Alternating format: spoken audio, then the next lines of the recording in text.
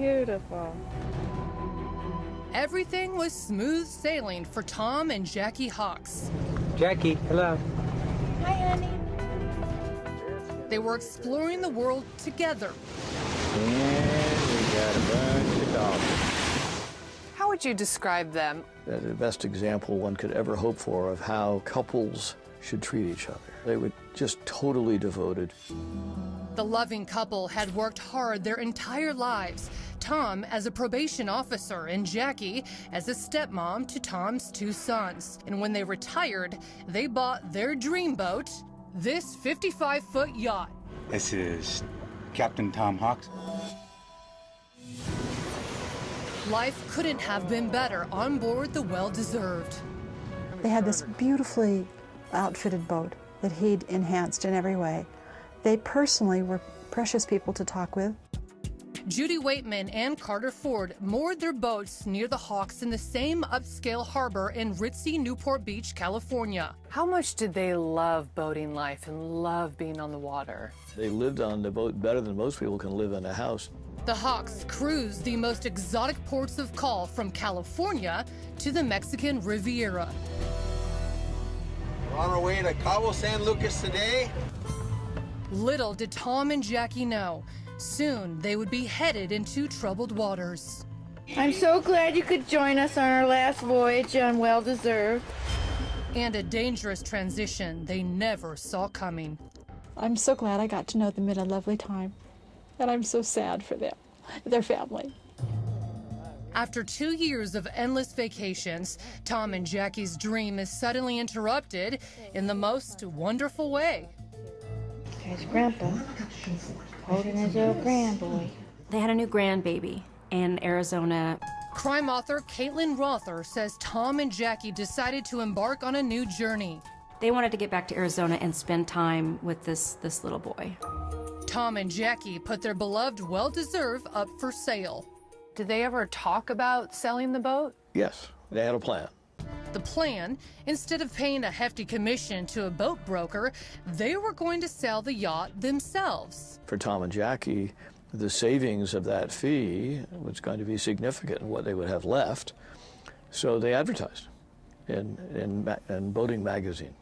The Hawks placed this ad in Yachting World magazine, asking $435,000 for the meticulously maintained Well-Deserved. Now, all they needed, a legitimate buyer. And it doesn't take long. They got interest from a buyer for the Well-Deserved. This buyer, though, was young, 25 years old. The buyer tells Tom he has cash, lots of it. This guy said he had made money as a child actor and made some money in real estate.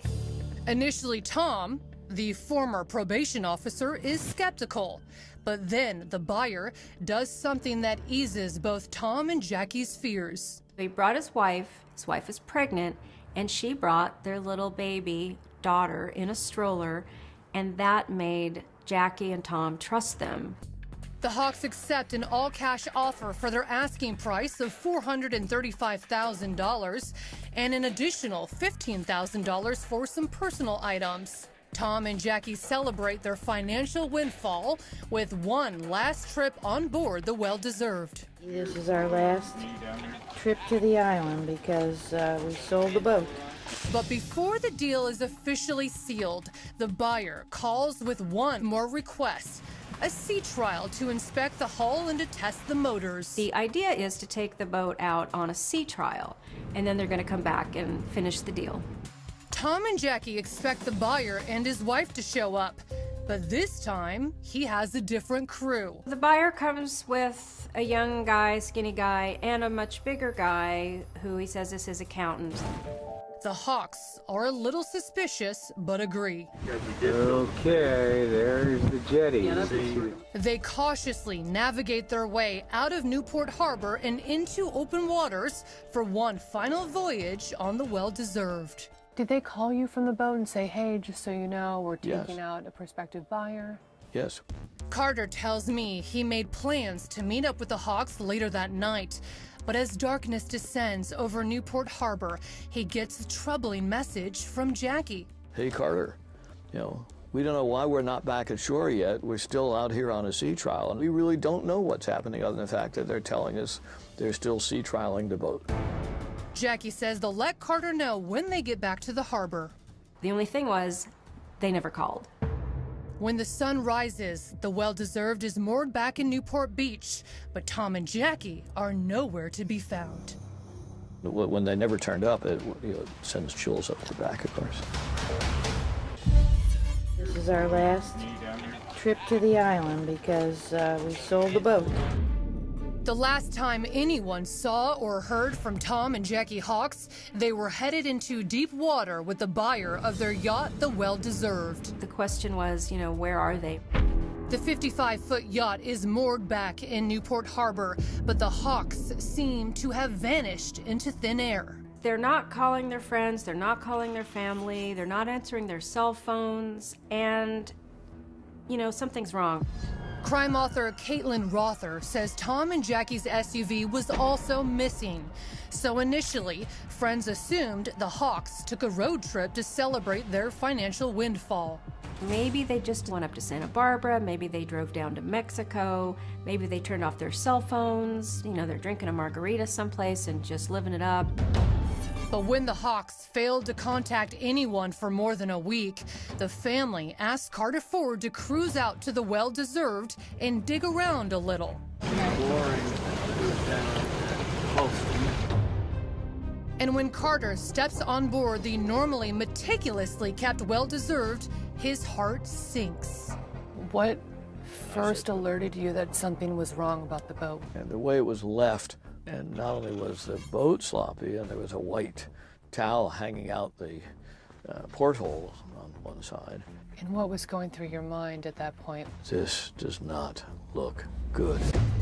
The family immediately files a missing persons report. When I first got the call, I had one of the detectives. I said, head out to the yacht, see what you can see. Retired Newport Police Detective Sergeant David Byington says the detective smashed the lock on the cabin door and entered with caution. So there wasn't any signs of violence. They find that white towel and a fresh ink pad wedged between the master bed and a wall. Then something else stops him dead in his tracks. A receipt. And on this receipt were bleach cleaning supplies, heavy-duty trash bags, and Tums. And just something in the back of my head said, well, if I was going to commit a murder, that would be my clean kit. I'd get bags to destroy evidence, clean up down with bleach wipes, and maybe my stomach would be upset, so I'd take some Tums. Newport police now want to know who was buying the Well-Deserved. So the buyers were this young couple, Skyler De Leon, 25 years old, and his wife, Jennifer. Jennifer's pregnant, and they have a little baby daughter, Haley. Skyler De Leon may look familiar. He's a former child actor appearing on the Mighty Morphin Power Rangers. And his wife, Jennifer, the daughter of Christian evangelical parents, worked as a hairdresser. He wanted to get the boat with his wife to live on and charter, and so have a business on the boat and take families out fishing. With still no sign of the Hawks, Detective Byington secretly puts a surveillance team on the De Leons. Undercover officer David Moon tracks them down at a local church, but they aren't there to pray. They're actually cleaning the church. We show up at a church and he's volunteering his time there with his wife and baby. And we'd also, followed Jennifer to her, she was also a hairdresser. Right. And to her job, she was just walking in, cutting hair. Nothing had happened. And how would you describe the two of them? They looked pretty normal, doing their thing. I'm expecting to see, some bad guys that she'd get from Hollywood casting. This wasn't it. This was this husband and wife volunteering their time at a church cleaning. Skyler and his wife are regulars at church, but they're not volunteering much to help police find the Hawks. Detectives uncover Skyler was on probation after being busted for burglary, and when they dig into their finances, they find the couple is $87,000 in debt, living in Jennifer's parents' garage. Cops start to wonder where in the world did they get the money to buy the Well-Deserved. It certainly wasn't from De Leon's acting career. Skyler De Leon had told people that he had been on Mighty Morphin Power Rangers, but in fact it turned out he had just had 2 minor non-speaking roles. Detective Byington hauls Skyler in for questioning, and he adamantly maintains they did, in fact, buy the well-deserved. We spent like $485 on it. And that was cash, right? Yeah. That you paid him that day? Yeah. I go, how is it you have this money that you could buy this yacht? And he said, he almost, dropped his shoulders and said, I have to be honest with you, the money I got was from drug sales. Skyler says he gave Tom a briefcase filled with mostly $100 bills he laundered out of Mexico. He handed over the dirty money, and Tom and Jackie signed over the well-deserved. Did he seem nervous, or was it just more like... He was excited, but nervous. And did he say anything to that effect, or is it just something you got a feeling He was of? just like, let's just close this up. He's like, Was it in the trunk so you were out of view, or was it just on the back of the trunk of the car? We were out of view. Skyler tells Detective Byington the Hawks then asked him if he would use his connections to help the couple open up a bank account in Mexico so they could buy a house. He was saying that him and his wife, they were looking at places in San Carlos. Did he say anything specific regarding that? Because that's what we're trying to focus, what we're looking for. He just said that they like to see a Cortez.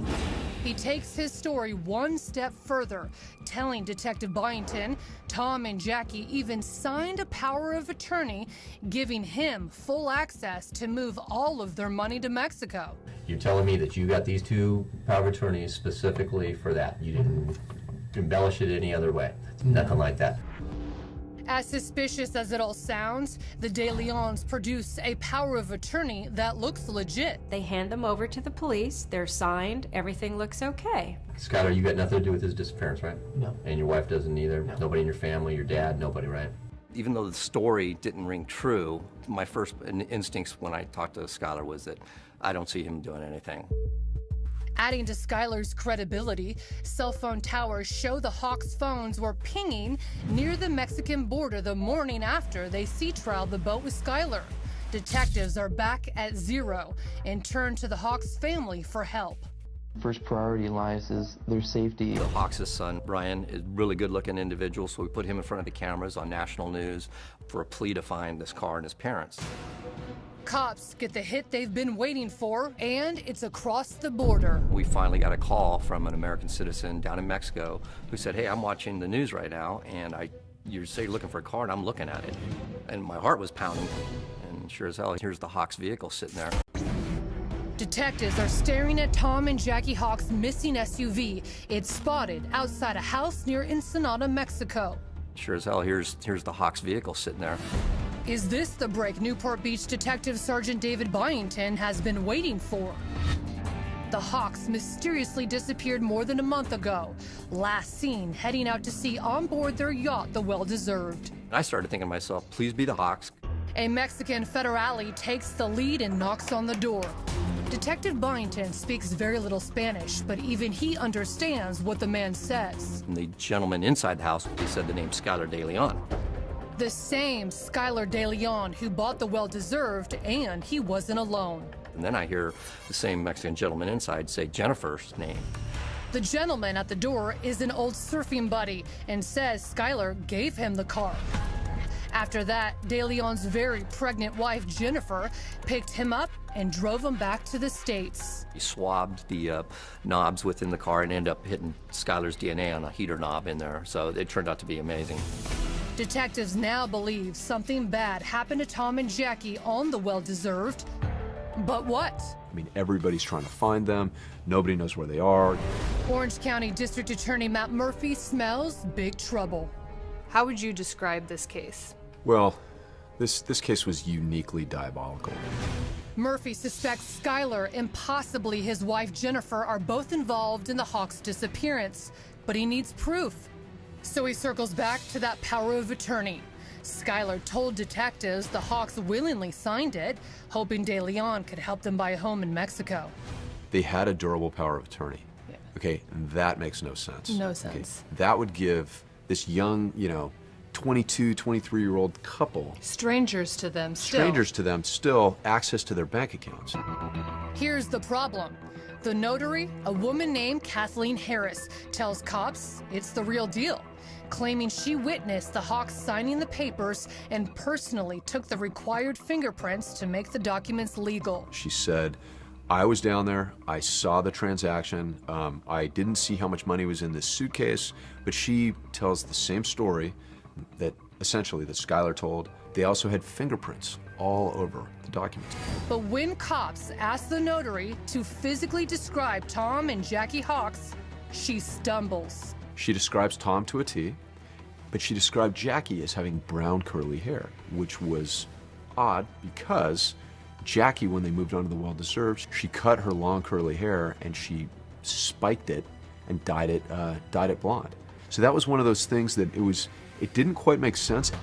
Could the notary just be confused? Remember, the fingerprints on the power of attorney are an exact match, and the signatures also appear to be legit. Was it Tom's actual signature? We send these things off to the FBI, and the finest handwriting experts in the world look at it and go, that is Tom's signature? The experts also confirm it's Jackie's signature, but there is something strange.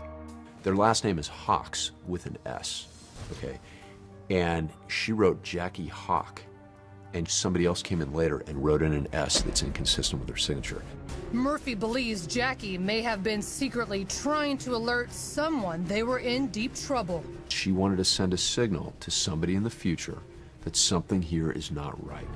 And just as Murphy is about to turn the spotlight on the De Leons, the DA gets tipped off. Skyler is about to scramble like a cockroach looking for cover.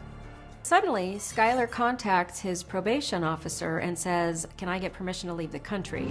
So the quick-thinking DA comes up with a plan, and it's all caught on audio tape. What's going on? We got a warrant for your arrest for, right now it's for money laundering. Remember, during Skyler's interrogation, he confessed to laundering money from a Mexican drug deal. Up in here. Ridiculous. I sit and try and help you guys out, and then I get in trouble. And what grounds do you guys have for arresting me for, You know, I can't discuss it with you now. As the officer moves in to cuff Skyler, who is reportedly wearing an adult diaper at the time, you can hear Jennifer in the background making one final demand before her husband is hauled off. You know, his daughter away? I think the best thing to do is just get him out of here. So they arrest Skyler, and you know, Jennifer has the gall to start being angry at the police officers, like, you have some nerve to take my husband away, and it was just an unbelievable scene. Detectives also head to that converted garage apartment at Jennifer's parents' place where the two have been living. Cops hit the jackpot. They find all of Tom and Jackie's stuff. They find their camera, they find, you know, driver's license and other kinds of very personal belongings. And detectives can't help but notice that in Jackie's driver's license, she looks remarkably similar to how the notary described her. So that raised suspicions about the notary, and did the notary actually witness these documents being signed or not? Cops are beginning to suspect there are more people involved with the Hawks' disappearance than just the De Leons. A lot of people could have stopped this. A lot of people. It was a perfect storm. Detectives also stumble across something else in the garage that raises a few eyebrows. One of my detectives found a business card from LAPD, and the detective was assigned to as a liaison with Interpol. Newport PD contacts the Interpol agent, and when detectives reveal they're investigating Skyler's possible involvement in the disappearance of the Hawks, the agent hits them with a jaw dropper. And he says, well, it's funny because I was talking to him a year ago. We were looking at him for a murder of an American citizen in Mexico. And I go, they killed the Hawks because this is no way. That, you know, this is too much of a coincidence. But Mexican federales could never link De Leon to the murder. We have no proof that he did anything illegal, but it stinks on ice. The noose is quickly tightening around Skyler De Leon and the disappearance of Tom and Jackie. Cops just need to figure out motive and method. We don't know how it took part, but we're trying to come up with some type of scenario how this would occur. On a hunch, Murphy calls an old boating buddy he met in Indonesia named Salty Sam.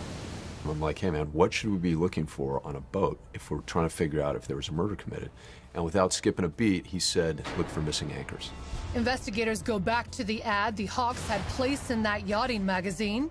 And in every single photo, there were 2 anchors on the bow. They rushed back to the harbor to check the well-deserved, and sure enough, And on the bow of the boat, there's only one anchor, and there should have been two.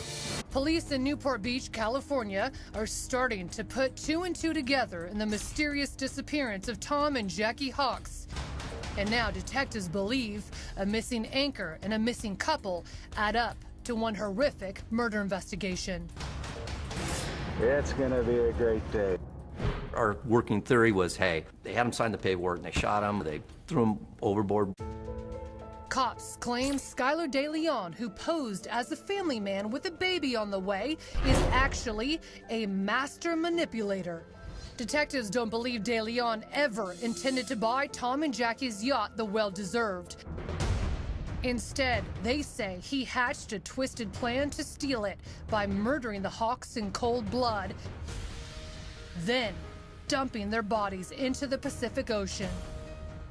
Utterly diabolical. He used his kids to get two innocent people to trust him enough that he would go out to sea with them and they'd let their guard down, and that's what happened. District Attorney Matt Murphy has De Leon arrested, not for murder, but for money laundering, so he can build a case. But it becomes crystal clear Skyler didn't pull off the elaborate scheme by himself. Authorities believe his pregnant wife Jennifer was his partner in crime who helped him set the trap. The entire investigation at that point shifted to her. Was she the puppet master over her husband, Skyler? I mean, he's the diabolical schemer, you know, but she certainly facilitated and helped this. Still, Murphy needs solid evidence to prove Jennifer was a willing accomplice. And he finally gets it. We actually have video surveillance pictures of them walking up to the teller, and Jennifer's got a grin ear to ear. The woman smiling in these bank surveillance images is none other than Jennifer De Leon, and she's standing right by her man as he tries to drain the Hawks' bank account just days after the couple went missing. They came up and said, hey, we want to get money out for the Hawks, and here's the power of attorney. And the manager comes over and says, I know the Hawks, and I'm not giving you a dime until we verify this. Physically, she wasn't on that boat. She was absolutely on that boat in every other way. She's cheerleading the whole time. It was all the proof Murphy needed to charge Jennifer as an accomplice, but instead he makes De Leon's wife and mother-to-be an offer he thinks she can't refuse: immunity. All Jennifer has to do is rat out her husband. And how many months pregnant was she at this time? I think at the time she did that, she was probably about 7 months pregnant at that point, so she told us to pound sand. And she said no. Young love prevailed, and she said no. Murphy then goes back to Kathleen Harris, the notary he suspects lied about witnessing the Hawks sign the power of attorney documents. But Harris doesn't flinch either. Everybody stuck to the same story. So we had to see if there was somebody that would tell us the truth. And there, in black and white, is the mistake that will sink the De Leon story. A name staring prosecutors right in the face. A signature on that power of attorney of a man who witnessed the deal going down, Alonso Machain. Alonso was 19 years old at the time, living with his parents, and he's working at the Seal Beach City Jail. Machain worked as a jail guard, and he'd befriended De Leon when he was serving time for burglary. They developed this weird sort of friendship, and I mean, he wraps Alonso around his finger and gets Alonso to go with him for all these meetings with Tom and Jackie Hawks. But when cops try to haul Machain in for questioning, he flees to Mexico. Again, Murphy offers up a deal. He can't give Machain complete immunity, but if he returns and tells his side of the story, he'll take the death penalty off the table. He decided at that point to do the right thing. Detectives turn on a tape recorder, and Alonso Machain tells his story. A story too horrific to even imagine. Skyler approaches me with this plan he has. He was gonna do something that, was gonna make some money, so he offers me to help him. Machain tells detectives there was another man in De Leon's crew that day. Skyler introduced him to the Hawks as his accountant, but he was actually a notorious gangbanger and a convicted killer, ironically named John F. Kennedy. He'd been to prison before. He was an original founding member of a gang called the Long Beach Insane Crips. Machain says before he, Skyler, and Kennedy board the Well-Deserved, Skyler gives them strict orders. The plan is that we were supposed to kidnap them and take them out to sea and toss them overboard. And how was he planning to do that? Tasers. Tasers? He thought of tasers. Machain says once out to sea, they set their plan in motion. Kennedy pretends to be seasick and goes down below into the cabin. Mr. Hawks becomes concerned because John F. Kennedy's not returning, so he goes down. Skyler follows Mr. Hawks down to the lower area, and that's it when he gets ambushed. Up on deck, Jackie Hawks hears the commotion.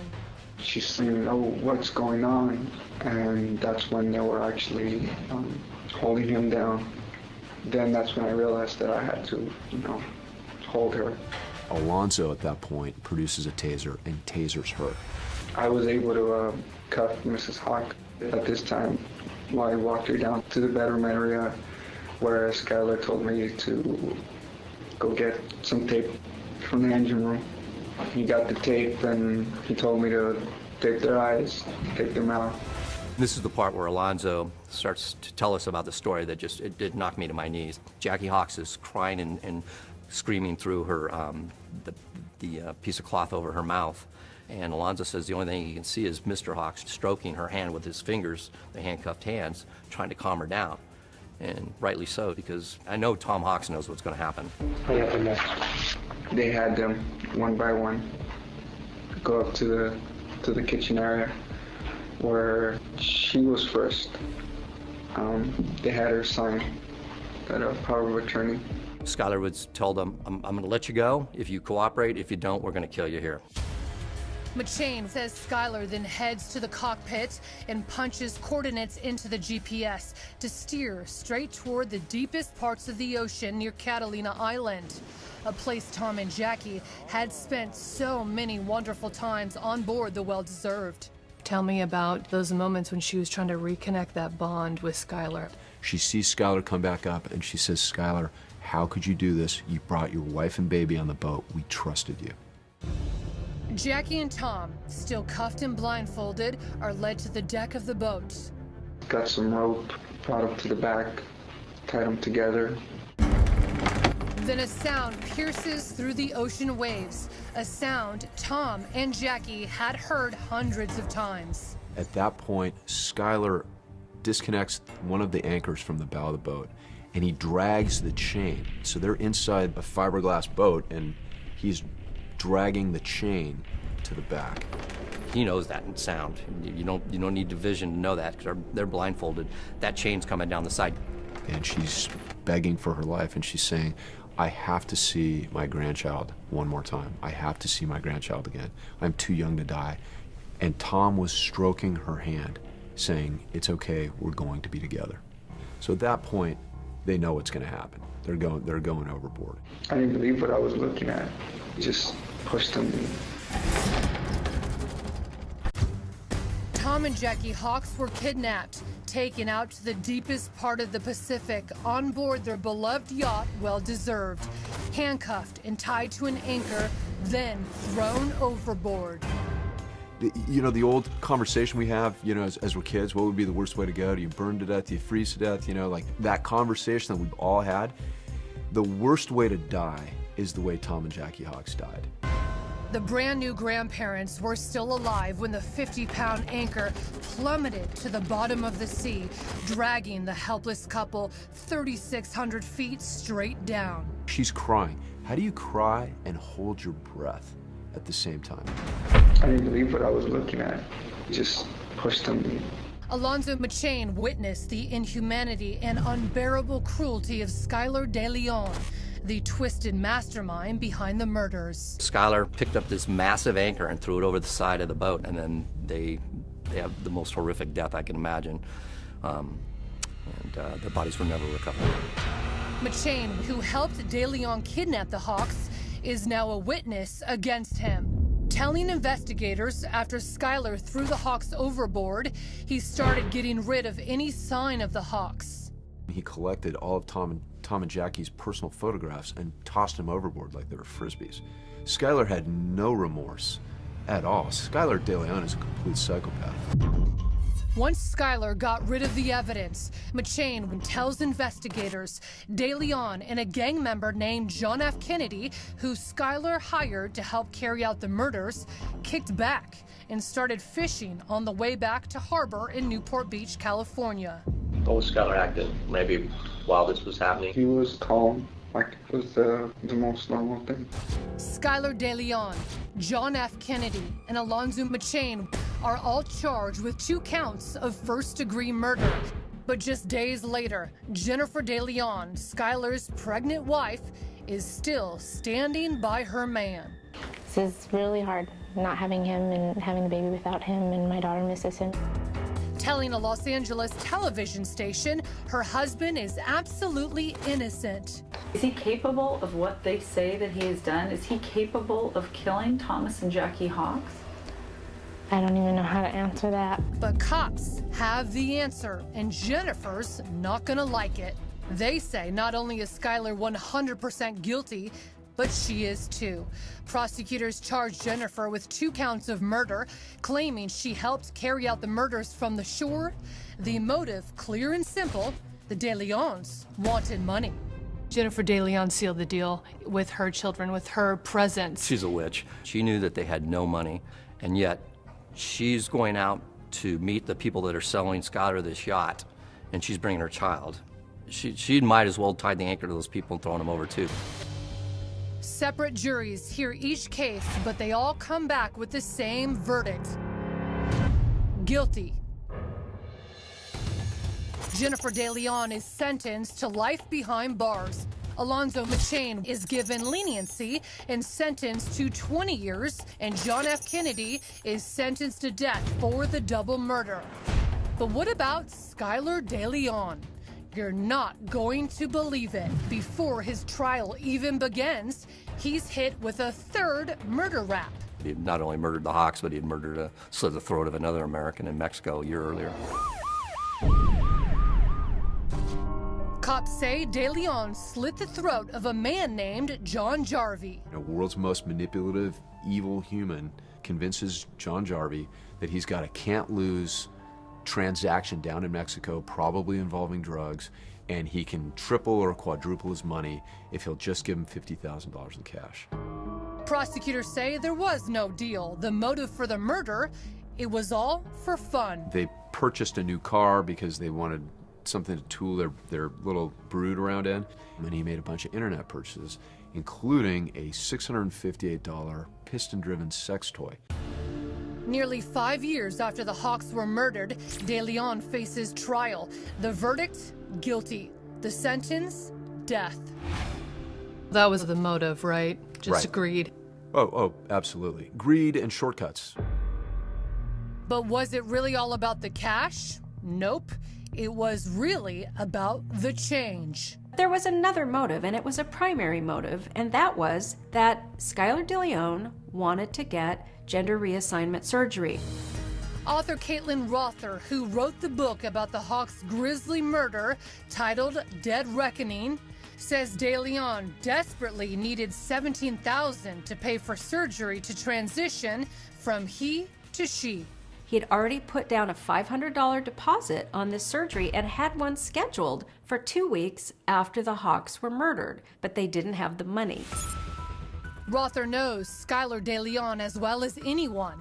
She started visiting him in prison while researching her book. All Skyler wanted to talk about was how he wanted to get rid of his penis. But with no money and thinking there was no chance of making the transition while sitting in a cell, Rother says Skyler made a desperate attempt. He tried to cut his penis off in jail with a razor.